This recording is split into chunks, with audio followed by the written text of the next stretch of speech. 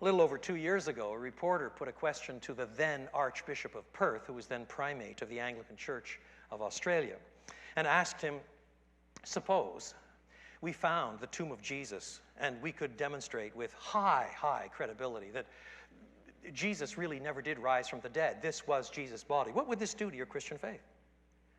Oh, the dear Archbishop replied, nothing, for I believe Jesus has risen in my heart. Paul understands the issue with a somewhat different lens, much more straightforward clarity. If Christ has not risen, he says, verse 17, your faith is futile. In other words, part of the validation of faith is the truthfulness of faith's object. Let me repeat that. It is very important. Part of the validation of faith, it's not the only validation, but part of the validation of faith is the truthfulness of faith's object. In this case, Jesus' resurrection. If Jesus has not risen, they can believe it till the cows come home, but it is still a futile belief because it's believing something that isn't true. Indeed, Paul goes on to say, if you believe it anyway, even though it isn't true, you're to be pitied more than all men. You're just a bit of a joke. There is no point getting angry with a former archbishop. He and his opinions in this matter are simply pitiful. Many in our culture believe that the word faith is either a synonym for religion. There are many faiths, there are many religions. Or it refers to a personal, subjective, religious choice. It has nothing to do with truth. It's a personal, subjective, religious choice. But in this passage, Paul insists that if Christ is not risen, then faith that believes Christ is risen is merely futile. Part, then, of the validation of faith is the truthfulness, the reliability of faith's object. And in this case, this object is an historical event, the resurrection of Jesus Christ. The Bible never asks us to believe what is not true. By the same token, one of the principal ways that the Bible has of increasing and strengthening faith is by articulating and defending the truth. There's another way of clarifying this relationship, it seems to me.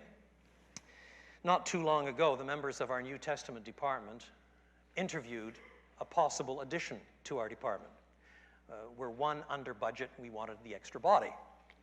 And we interviewed this person who actually had 2 degrees from Trinity, and he's had years in pastoral ministry, and a European PhD, and is teaching at another school. He's a fine man on many fronts. He's capable, he's godly, streets of pastoral experience, and believes the Bible.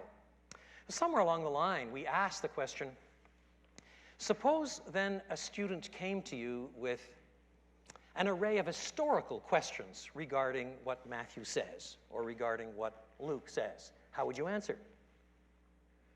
And he said, well, my whole approach is to read Matthew as a coherent document. And so I want to get across the Matthean theology and the Markan theology. And of course, I believe that they bear witness to Christ, but that's what I would do. I would take his eyes off those sorts of things and on the coherent theology of Matthew. Well, I started pushing a little harder, and I couldn't get him beyond that point. Finally, 2 or 3 of us, I confess, gently exploded and told him that he would become a member of our department over our dead bodies. We were trying to shock him a little bit into hearing what he was saying. He was really saying that the gospel gets turned into a mess of ideas divorced from the historical Jesus. You've got to get the link between what the text says about Jesus and the historical Jesus. If you're merely focusing on what the text says about Jesus with no care for whether or not what it says about Jesus is true, then you're not caring whether or not the object of the faith is true. You have to wrestle with historical questions. You cannot duck them. Because at the end of the day, it's not faith about Jesus that saves. It's Jesus who saves.